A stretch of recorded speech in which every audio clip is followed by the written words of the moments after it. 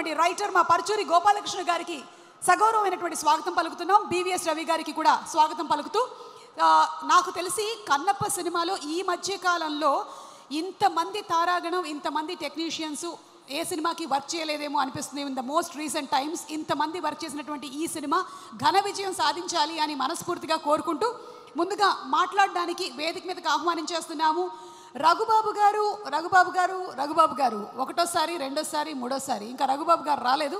Okay, so Shri Siva Balaji గారిని వేదిక మీదకి రావాల్సిందిగా రిక్వెస్ట్ చేస్తున్నాము.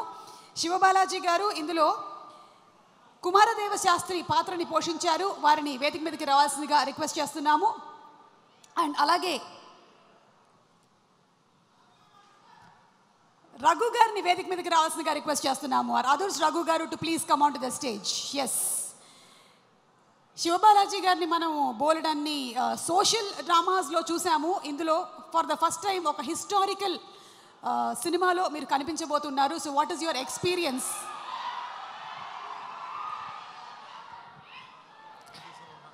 అందరికీ నమస్కారం.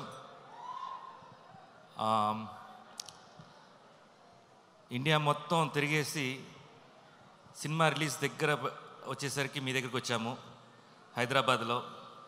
చాలా హ్యాపీగా ఉంది ఈ ప్రోగ్రామ్. అంటే 2 డేస్గా చాలా ఎక్సైటెడ్గా ఉన్నాం మేము టీం అంతా. కన్నప్ప గురించి హైదరాబాద్లో మాట్లాడబోతున్నామని. చాలా ప్లేసెస్లో మన సినిమా గురించి చాలా మాట్లాడాము. మీరందరూ ఫాలో అయ్యారు. టీజర్ నుంచి ఎలా ఈ సినిమా ఇవాల్వ్ అయింది, లాస్ట్కి ట్రైలర్ తోటి ఒక హైప్ క్రియేట్ అయింది. సో ఆ మూమెంట్కి చాలా హ్యాపీగా ఉన్నాం మేము. ఫస్ట్ చెప్పాలంటే experience, it's beautiful experience, wonderful experience.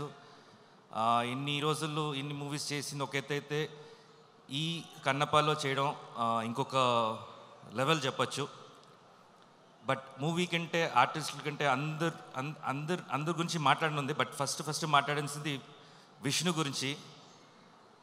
First ఈ మూవీ ద బేస్ స్టార్ట్ అయినప్పటి నుంచి ఈ మూవీ ఎలా ప్రొజెక్ట్ చేయాలి, ఎలా జనాలకు తీసుకెళ్ళాలి అని చెప్పి చాలా వర్క్ చేస్తూ హిస్టరీ ఎక్కడికో కింద 1800 years బ్యాక్ వెళ్ళిపోయాడు.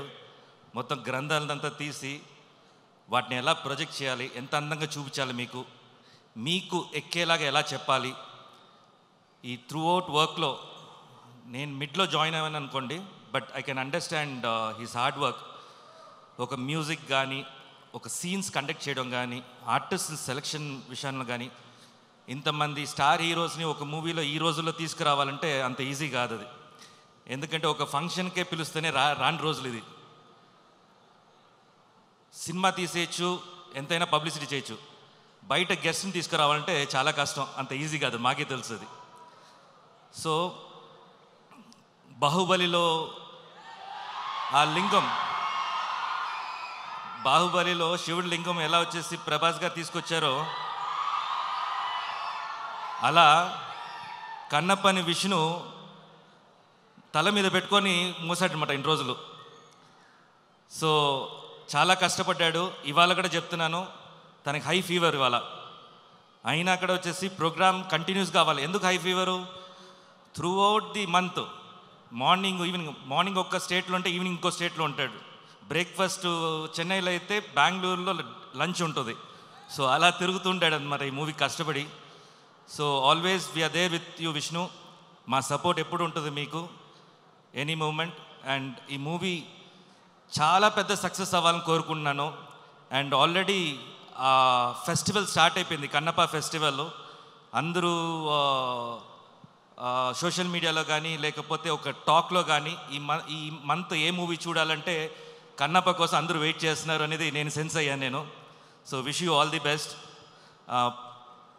ప్రతి ఆర్టిస్టులు ఇక్కడ వచ్చినందుకు ప్రతి ఒక్కరికి మై బెస్ట్ విషెస్ అండి. ఈ మూవీ పెద్ద సక్సెస్ అవ్వాలని మనస్ఫూర్తిగా కోరుకుంటున్నాను. Mohan Babu sir, love you sir.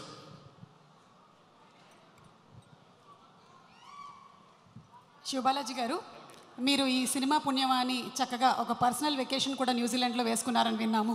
ఎంతవరకు నిజం?